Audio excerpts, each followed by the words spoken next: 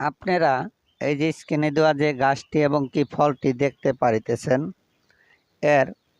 এই গাছটার দ্বারাই অনেক কয়েকটি উপকার হয়। অনেকেই গাছটাকে চিনেন, অনেকে চিনেন না। এই গাছটির নাম হলো ডুমুর ফল গাছ। এই ডুমুর ফল অনেক ভাঞ্জে খাওয়া যায়, অনেক উপকার হয়। যেমন আজকে যে একটা রোগের কথা বলবো, অনেকেরই গনেরিয়া এবং অনেকেরই বহুমূত্র রোগ।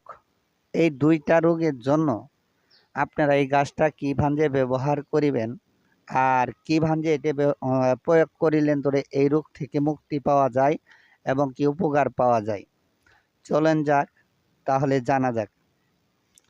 এখন এই গাছটির আপনারা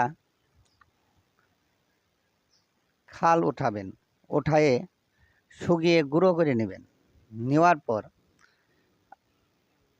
আড়াই গ্রাম পরিমাণ এই ডুমুর গাছের খাল পাউডার নেবেন। সাথে সম পরিমাণ জিরা পাউডার করে নেবেন এবং কি 2 চা চামচ চিনি সাথে মিশিয়ে নেবেন। এ ভাঞ্জে আপনারা দিনে একবার সেবন করিবেন, ইনশাল্লাহ অনেক উপকার পাইবেন এবং আরোগ্য লাভ করিবেন।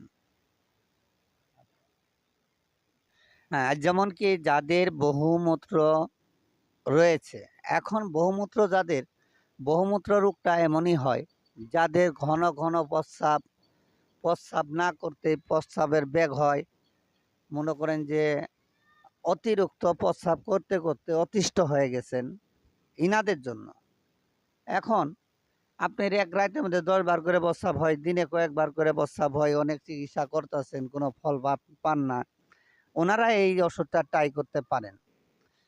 তাহলে চলেন দেখা যাক এই ডুমুর গাছের দ্বারাই কেমন করে আপনি বহুমূত্র চিকিৎসা বা উপকার পেতে পারেন।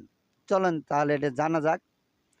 এখন আপনারা যারা এই বহুমূত্রতে অনেক ভোগান্তিতে ভুগছেন এবং ওনারা এই ডুমুর গাছের শিকড়ের টাটকা রস আপনারা 10 মিলি করে বাই করবেন, করে দিনে সকালবেলা একবার সেবন করিয়া নেবেন।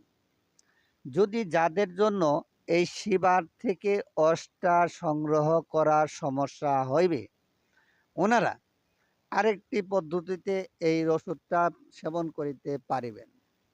যেমন এই যে ডুমুর ফল, এই গাছের যে ফলটা আছে, এই ফলটা যেটা পাকছে মানে পাকা ফলের আপনি 10 মিলি রস বের করে নেবেন।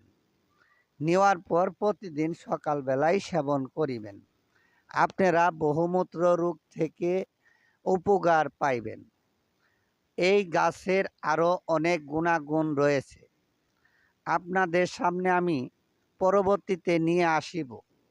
আপনারা আমার এই গাছের বিবরণটি শোনার পর যদি ভালো লাগে আপনারা লাইক দিবেন, শেয়ার কমেন্ট করিবেন।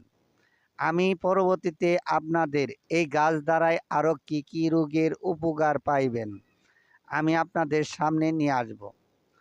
সবাই ভালো থাকেন।